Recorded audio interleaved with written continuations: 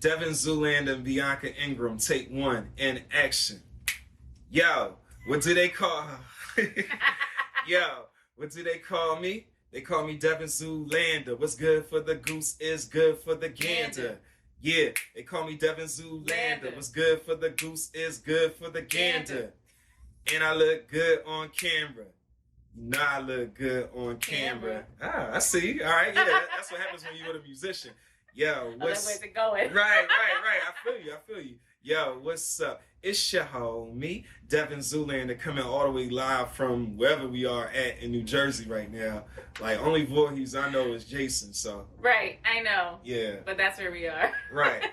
And I'm so happy because the person to my left is someone that I just met via Instagram, someone who I first got put on to when I was watching an interview of your podcast, Amazonian Nights, featuring Steph Chambers, who is a really talented artist. Amazing. Yes, she is. I don't mind people stepping on my intro when they bring in that kind of Sorry. heat. No, I'm messing with you. I'm in your crib. I can definitely get thrown out, and I ain't trying to get butched up out of here, so you know what I'm saying. But anyway, Amazonian Nights, Steph Chambers, really liked the interview. I really liked the free-flowing conversation. I really liked how organic it was. And after watching, I was like, oh, I gotta link up with this person. I gotta work with them. So it gives me great honor to introduce you to a woman who is an artist, a mother, a wife, an entrepreneur, someone who owns multiple businesses, someone who is very, very vocal about, like, hey, multiple streams of income. But she's not on that Forex trading stuff. Please put your hands together for recording singer. Please put your hands together for recording artist, singer, songwriter, Bianca Ingram. Yay, there's the applause button. There's one on here. There you go. It's applause. Right. It really happened. Thank you. Happy to be here in my home. Yes. I'm happy to be here in your home. Right. Yes. So the way I usually start off my shows is we play an icebreaker. Oh boy. So 2 truths and a lie. You want me to say 2 truths and a lie? You're going to figure out what is what? Yeah, you just got to say the 3 statements and then, you know. Okay. Oh boy. I have fostered puppies. I am a professional skier. I am... You're going to think that this one... Okay, hang on. Let me think really hard. I am terrible at lying. Okay, you foster puppies, you're a professional skier, and you're terrible at lying. Yeah. Okay, so which one is the lie? I think the lie is...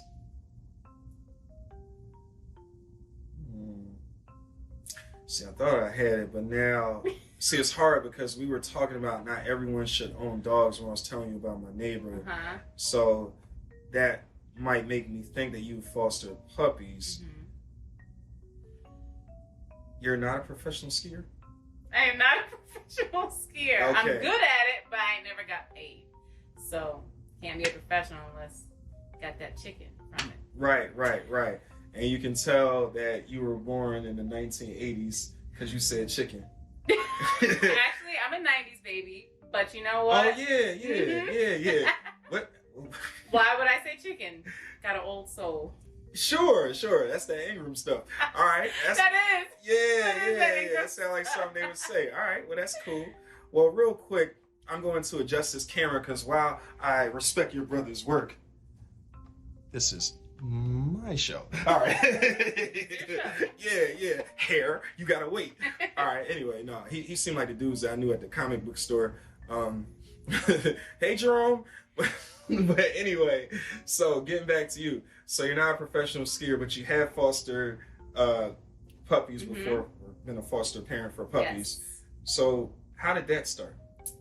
So I had a terrible breakup in a relationship, and I was just like, I was kind of stuck in a rut, like just not really mentally doing well. And so I said to my mom, I was like, I feel like I need to do something to just like pull me out of this. And I was like, I love animals, but you know, I'm touring, I'm performing. I don't really have time to dedicate to a puppy of my own that I have to have in my house.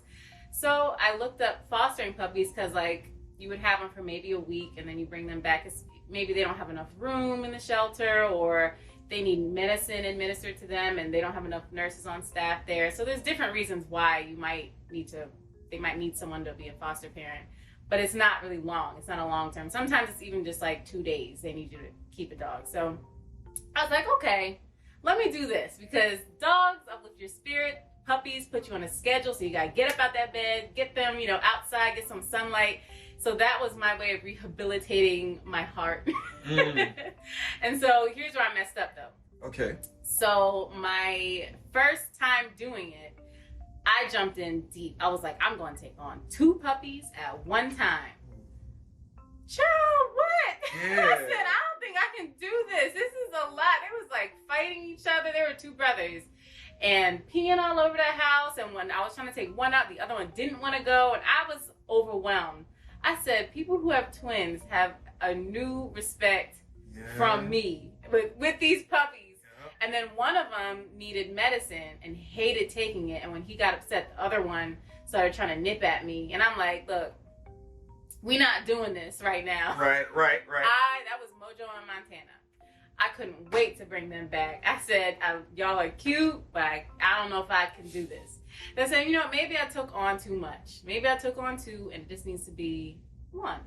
So then I took Minnie. And then I was like, I have to give her to someone that I know so I can continue to see her, because I don't want to give her back. So I made sure that a family that I knew got her, and I have seen her even recently. You're a good foster parent. I'm not, because then the next one I kept. The dog I have now, I also didn't give back. So my mom was like, that's it. Because now you're keeping everybody, and we can't do that. Yeah. So I failed miserably the first time, and the last 2 times I kind of kept them. So, well, you get an A for effort. Right, I tried. Yes, you did try. You know what? The goal of my heart being healed, that was attained. Good. So we did do what we set out to do. And then I don't know. There's some kind of corny, cliched, like biblical reference that's not really biblical, but people swear it comes from the Bible. Something about like people only being in your life for a season or something like that. But I do think that every relationship is not meant to be forever. Oh, it's not. And even you learn from your tough breakup with that previous relationship that although it was tough what you went through, you still learned something from it. And hopefully with being a foster parent for the puppies, like you gain some kind of insight into yourself and how to be around other people. Like if you want to get really deep, the thing here I think is that prior to this relationship, I had always been with somebody. Like I never had to be by myself.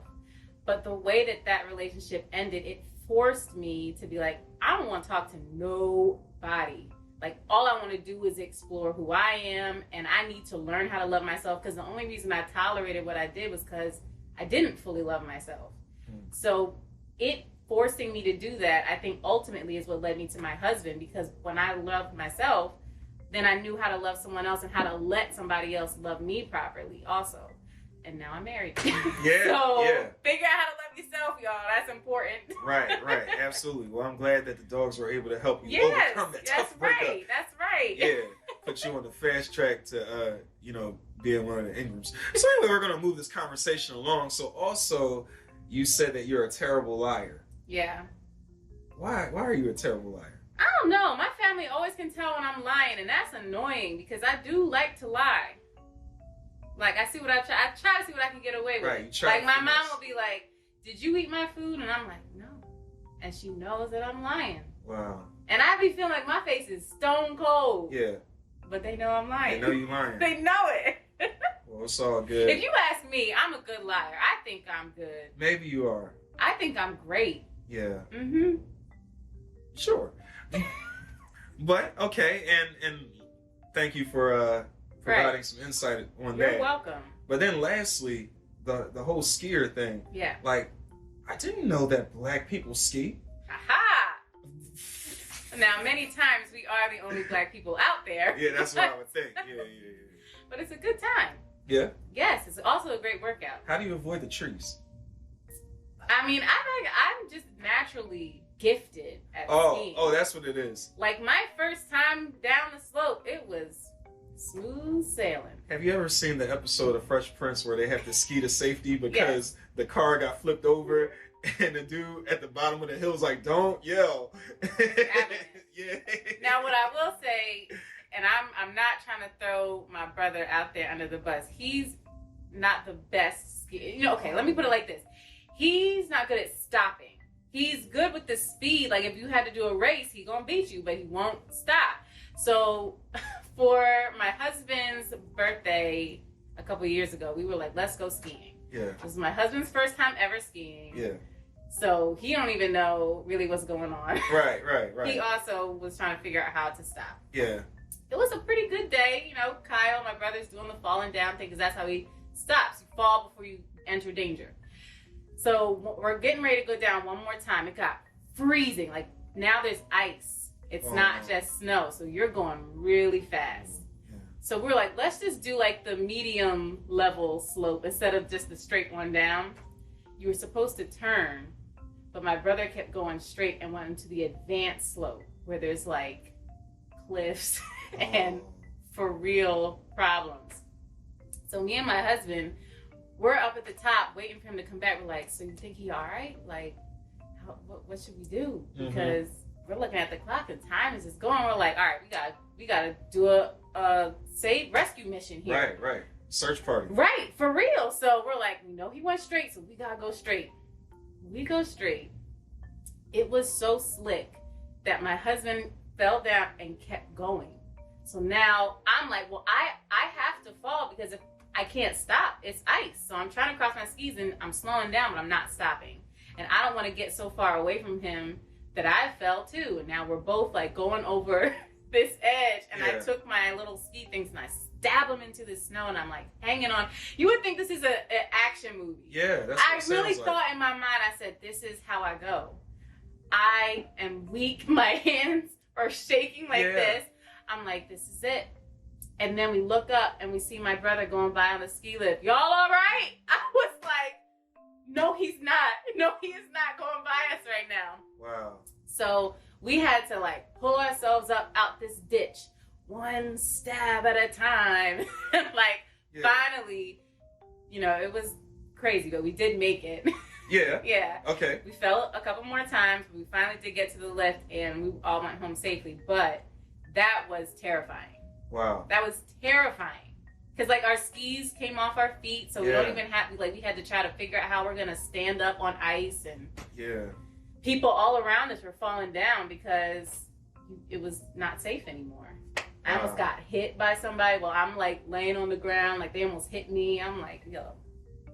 See, that's why I'm not a professional. Have you been skiing since then? I will go, just not when it freezes over. Gotcha. I've learned my lesson, know when to stop.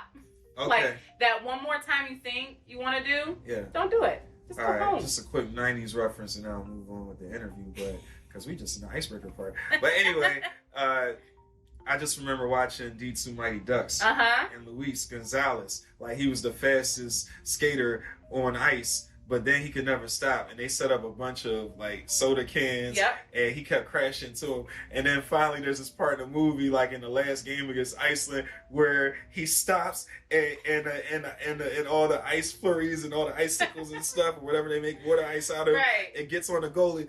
Shoot, Luis! You know, Gordon Bombay. Okay, I didn't mean to get that loud. Okay. I'm sorry. I didn't want to hit you with my vocals quite this early.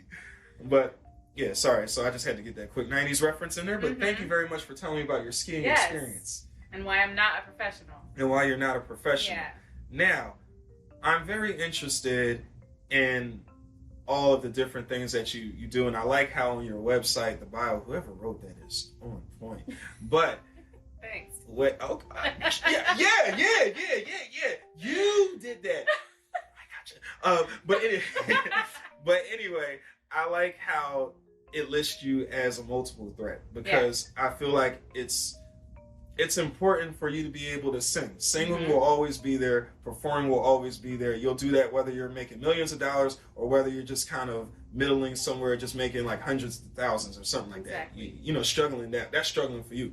But still, I feel like being able to do different things is important because just I think about how many rappers and artists today have podcasts, and one of the things I think, but one of the people that I'm inspired by, I don't agree with everything he says, but Joe Budden, for example, like I look at the fact that when he was rapping, I didn't really pay much attention to him. There was pump it up and all right, see you later. Pump, pump, pump. Yes. You know, that's what I learned what a jump off was. Right. Yeah. Before the Lil Kim song with Mr. Cheeks. But anyway, so yeah, I remember that. But when he was rapping, to me, his style, it's that hard Jersey thing. And I'm just like, you know, we came to get it on, do it like this. It's just like, to me, if it wasn't for B2K and You Got Served, I probably wouldn't even like the song. But I like it just because they He said You Got Served. Yo, you gotta do it for Lil Say. Okay. But then when he walked up to the white dude with the spiked hair, you suckers got served. And then it was like, serve. There's a lot of movies that I look back and we're like, how did we think that this was like who said this was a cool part of the movie? They left that in there. I don't know. That's why you wonder who wrote it and everything. But you know what? You Got Served is one of those movies that is bad, but I would even say it's not Tyler Perry bad, because when they showed the one video of the dude twirling after he got hit, and then I won't say it because I don't know what demographic your audience is, but then there was another one where he talked, where it sounded like he was breaking up with this one woman. You don't like it, I like this. I'm just too much for you. And then he said something about let's just say it has to do with salads, and you know, let's say getting thrown in the air, and he mentioned that you don't even like it. but he didn't say it the way I said it. Getting thrown this in man, the air. no, because this man, he said prostate, and the funny thing is, don't get me wrong, I know there are guys out there that like different things. That's cool, you know, respect, because right, it's your bedroom. Like all that matters is you and the partner that you with. Right. But no one will ever say like, or the fact that I like my. He said prostate licked. And I was just like, but the thing is, even if you like that, right, no one talks like that. No one says prostate. Yeah. I mean, maybe some people do. But the way maybe we just don't know that. It just felt unrealistic, though. I know what you're saying. Maybe you're right. There might be a group of people that speak like that, like they want their prostate licked. It just felt like, why would you say that? Why would you say that? Yeah. Right. It was just a peculiar choice of words. Yeah. No, not the action itself, but the wording. Yeah. So anyway, I'm glad we discussed that. Yes. That was important. It's good to open up. But anyway, yeah. So to move on, I like that your website talks about how multi-talented you are. So let's start. It says at 4 years old, that's when you really started performing. Yeah. You come from a family of Grammy award-winning singers and writers. Yeah. So can you please first highlight those people in your family that have won those prestigious awards and how growing up around them impacted you as early as 4 years old? So my dad, who this is the closest award winner to me, he so like you see in my house is a studio. So all my life there has been a studio in the house with people. I didn't know how acclaimed these people were when they were coming to my house to record. It was just like regular for me. So growing up, I saw very clearly that being in entertainment could be lucrative. It could be a real business. It's, you know, I saw all the behind the scenes stuff. So when I'm in school and teachers are like, oh, what do you want to be when you grow up? And I'm like, oh, I want to be a singer. And they're like, oh, but what's your plan B? Like, what if that doesn't happen? I'm like, to me, because, you know, remember, I'm a little kid and this is what I see every day. I'm like, what do you mean if it doesn't, like, that's an actual choice. That is a career choice. Right. So I was like, what do you mean, what if? Like, I couldn't even understand what that meant because on the weekends, I'm in Atlantic City singing with my dad and his brothers performing. So, like, it didn't feel like a pipe dream to me. Not until I got a little bit older did I realize, oh, this is not something that everybody, right, this is not something that everybody can do. And I almost like shut down a little bit from it. Like I stopped talking about it to people. Like I didn't tell anyone that I was in school with that I was going and performing on the weekends. Like now, they would be like the thing to post on Instagram. Like if you were like 12 years old, viral sensation, perform, like you know what I mean? Yeah. But back then, I was just like, people are gonna ask me to sing in school or like do, and I was very shy. Like on stage, it's one thing, but don't ask me to be like, oh, you're a singer, sing right now.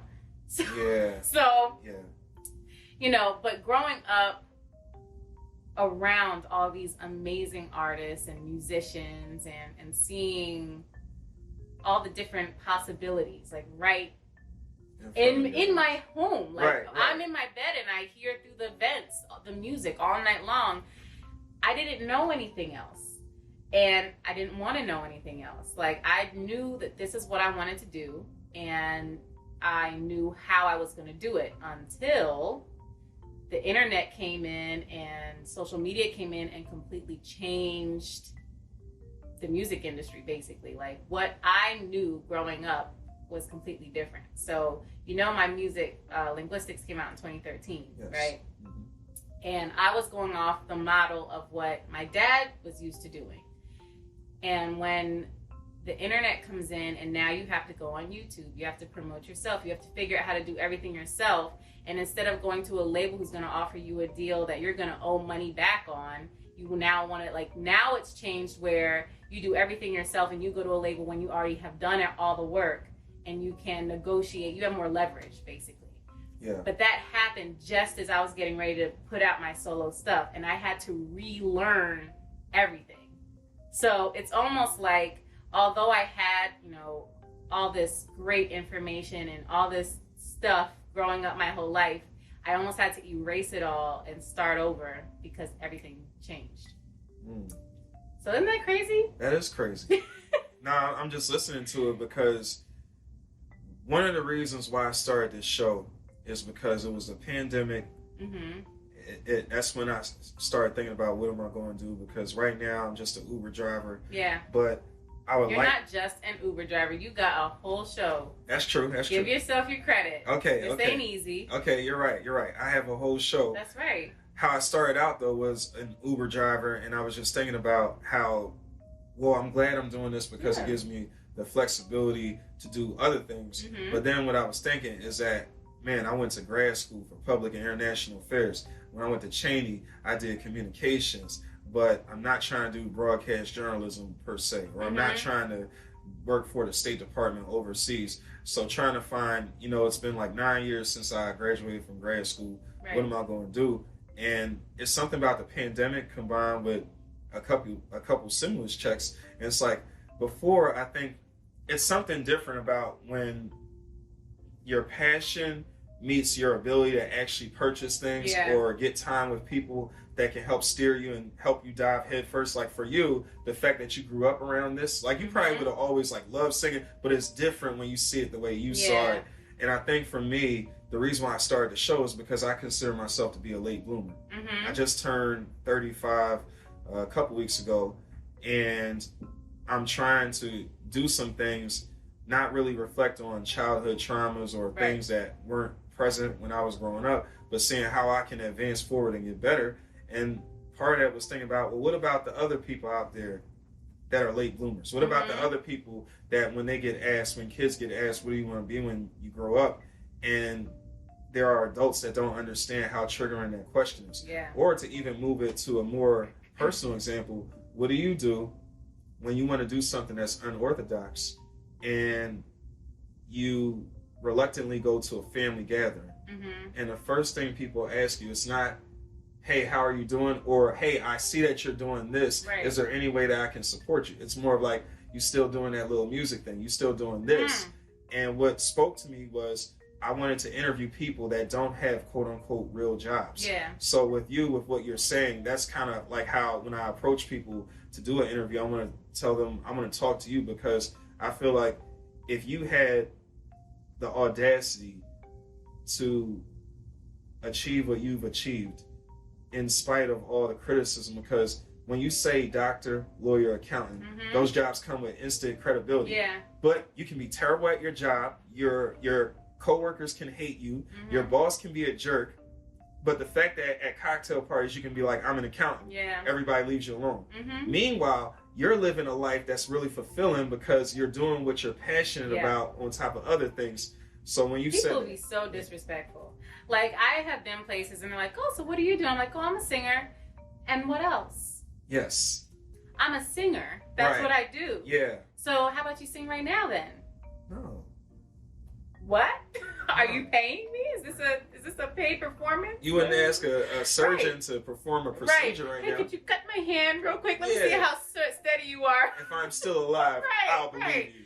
Yeah, no, people just and I used to be like, well, I'm performing in this show, or I just got off tour, like trying to prove myself.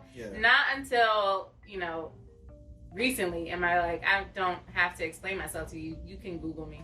Right, exactly. That's what the website is. If you really want to know, like, if it's really that pressing to you, go ahead and just pull up my name. Right. And as I even hate saying that because it just sounds so like high sedity, like Google me, baby. But it's true though. But it is true. The stuff is Google's your friend. I have worked so hard to get to where I'm at, and I'm not even at where I plan on being. But like the fact that I'm able to pay my bills off doing what I love is success to me. It is. I'm able to put food in my son's mouth. Yeah. Because I'm singing every weekend. Right. And that's what I wanted to do when I was 4, and I'm doing that. So anyone who has anything else to say about it, they can go kick rocks. Right. That's success. I would agree. Like I've said before, there's not really. I think there's a certain level of success. I don't want to ever have as much money as like Kanye, Jay-Z, and Beyonce, because to me that's too much. And I don't want to be a target. I feel like the way they have to live is a little bit different. I feel like with you, where you are right now and where you're going, I feel like you'll make more money, but I feel like you'll always be able to stay grounded. Yeah. I don't think a Kanye and a Jay, that's a different kind of paranoia. I don't want that. However, if somebody said, yeah, we'll just pay you $80,000 or $100,000 a year just to do podcasting or be a host, that's success. So, and especially when Joe Budden was talking about one time about how the majority of podcasters aren't even making money. Yeah. So I don't think that the majority of them even know how to. Yeah. I think that's also a thing. And we were talking about earlier how people don't share information.